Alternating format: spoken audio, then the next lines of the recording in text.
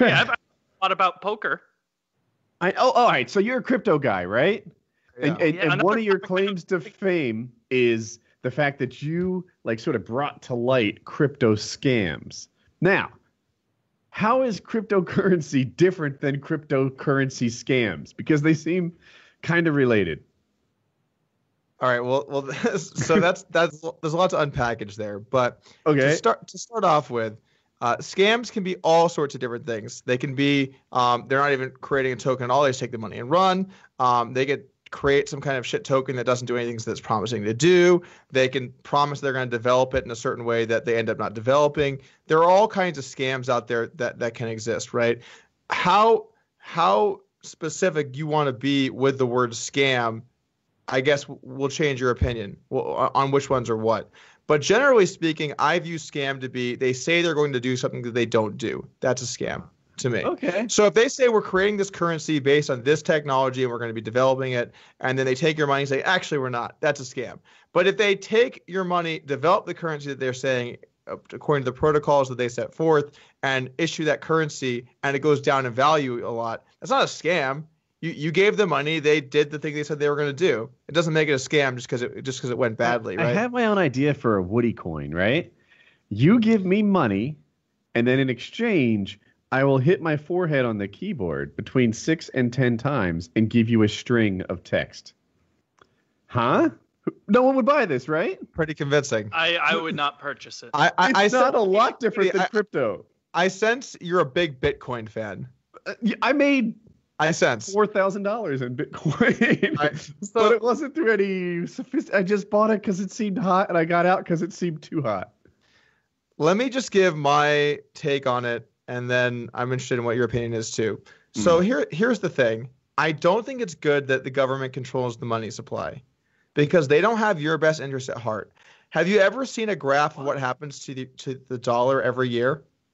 It goes down every year because they print more, right? They can print as much as they want. There are no rules on that. They can manipulate it in whatever way they see fit, and you're the person that pays the price for that. Why should that happen with our money supply? Shouldn't we have money that's ruled by math and algorithms rather than just like, a powerful entity in the world deciding what's best for it? I think that makes much more sense. And then you also have like the utility of it and the fact that you can digitally transfer it, no intermediaries, no banks, lower fees. It's faster than most things. There's a lot of reasons why digital money makes sense to me. Now that doesn't mean that the fees are outrageous though. Like maybe you're avoiding fees that I'm not, but I exchange cash for free. You're talking about in January. Bitcoin right? In January? Yeah, I don't know. It might have been last year. So they actually rolled out new technology in the last it was probably around 8 months-ish ago called the Lightning Network, as well as SegWit, which has dramatically decreased fees. If you look at fees now, they're like nothing. But what happened was so many people tried to use the network in that 2-month period of time, and they were still developing a lot of the technology that the fees became astronomical, and eventually that was solved. So that's no longer an issue. But it was bad during that period of time. Yeah, it was. It was like more than buying and selling stocks, if I recall, as a percentage. Like it sucked. I like your argument about the Federal Reserve. That makes a lot of sense. Only if you assume that all his compelling. no, he laid out a bunch of things that are debatable, right? Oh, they're not managing the money supply for your behalf. They absolutely are, right? They're absolutely trying to keep the economy smooth and on an upright course. That's their motivation. So the idea that it just becomes unmanaged. Well, that's how we got the Great Depression in the 1920s. And back when it was on the gold standard, they didn't have the ability to sort of control the money That's how we supply. got 08, lack of home loan regulation. Well, do you want people or math to control the money? I'm more of a math guy. I hear you. And I'm not set in stone on either one. But when people control it, they can smooth it a little bit. That's the idea, to have a gentle rise in the economy. And that's more or less what they've been achieving for the last 100 years. Back when it was, say, set to the gold standard and inflexible, we had drops that were never seen before or since then.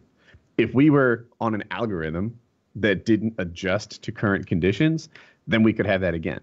Isn't fiat currency as a whole always inherently a bubble? Like that will eventually burst? The word bubble. I don't know.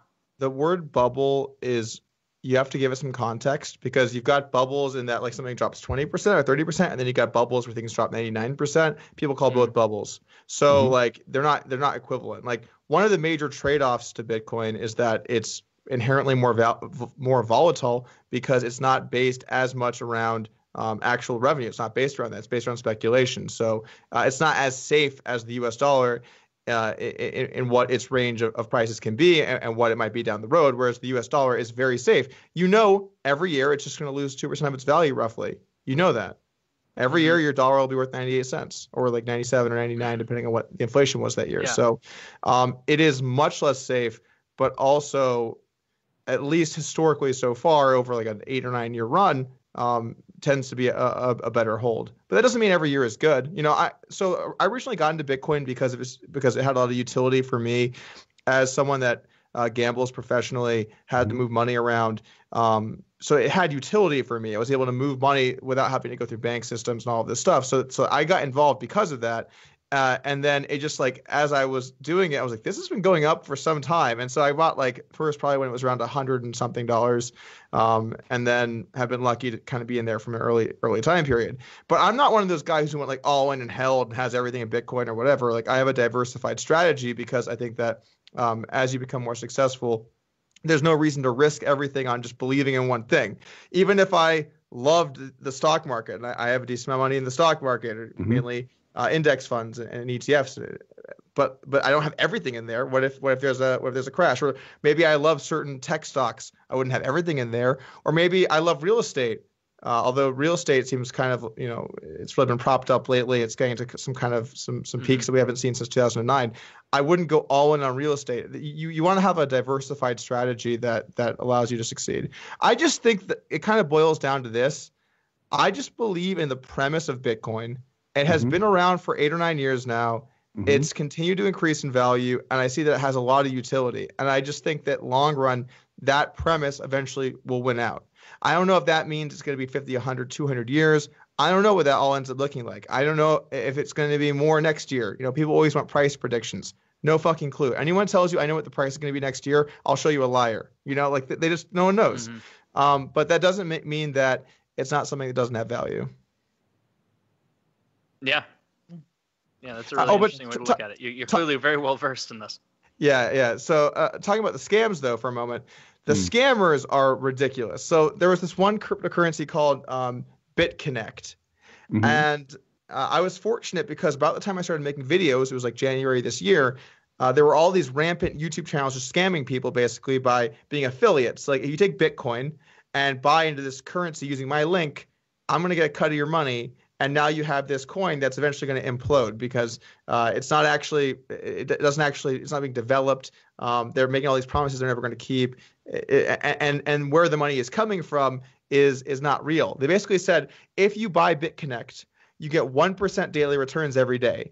And if you know what a scam looks like, that's like the first sign. Promise daily returns, and you don't even know where they're coming from. And what they said was we have this computer program that every day it just trades and makes the money. You might want to think, well, why do they need my money then, right? But that's just the way that it works. It just needs your money so that it can work and do the thing and make you some money, right? It does the thing. Gotcha. It does the thing. So they were these big YouTube channels, like, you know, they had a couple 100,000 subscribers all in the last couple of months. Were like, yeah, use my affiliate link and sign up, and you know, you can do the same thing. Then you can sign people up. And then you can have your affiliate link, you know, it's not a pyramid scheme. It just looks like it's like this, and like I'm here, and like it was ridiculous. It was some of the most ridiculous shit I've seen. And they had, of course, that like that seminar with the guy Carlos Mateos or whatever his name was, BitConnect, the guy like yelling and everything everyone knows. I don't know that. That sounds funny. You haven't seen that? No, he yells BitConnect. Yeah, BitConnect. You look it up, man. You'll enjoy it. So that was some of the stuff I did, I guess, like some of my better work. And then I saw these like kids, like this one channel, JR Garage. They were trying to make like financial recommendations to people. And the way that they were saying about like these currencies, it was ridiculous. Like, bro, it's so hot, bro. It's like gone up and then it's gone down and bro, right back up, bro. This thing is hot. And I took this video that they did because they were like growing really quickly. A lot of people were watching their channel, and I found a 5-minute segment where at one point they said it's gone down a lot, so you should buy because it's cheap. Another segment where they said it's been breaking even a lot, so it could probably go up soon, so you should buy because it's been breaking even. And then another section where they're like, it's gone up a lot and it's really hot, so you should buy. It's like, well then like, at what point are you not buying? It's just you buy no matter what. It's ridiculous. I kind of feel that way about Bitcoin in general, or any of these cryptocurrencies. And so I get the other argument is all currency only has value because people agree it has value, right? You can say that about the dollar, the pound, the Canadian, whatever they deal in, probably lumas or something, loonies. Yeah, I know it's dollars, but no, they anyway. deal in pucks. The Canadian like puck, 10 pucks for $8. Yeah, they just keep buckets of vulcanized old Canadian rubber. saying. 10 pucks, $8. That's how they do it at night. So all currency only has value because we collectively agree that it has value. It's better than a bartering system. It's more convenient. But I know there are more people involved, and there's a general societal agreement that's lasted for 1,000 years with regular currencies. With these cryptocurrencies, it's lasted for, what'd you say, 9 years? And the pocket of people who are willing to accept that they have value is way smaller. It's tiny. It's minuscule. There's no one around here, I think, that accepts that. I can't give it to people or businesses. It all needs to be converted to cash. It's a thing that hasn't gained traction yet. I would consider it a very risky investment. Yeah. What is Bitcoin worth right now? 6,500 ish. Yeah, something like that. Since I decided not to buy Bitcoin in December of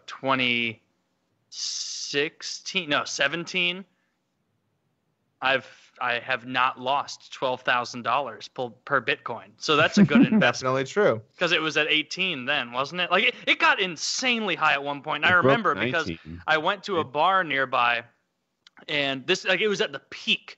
It was worth like $18,000, or at this point probably like 17, like a ton.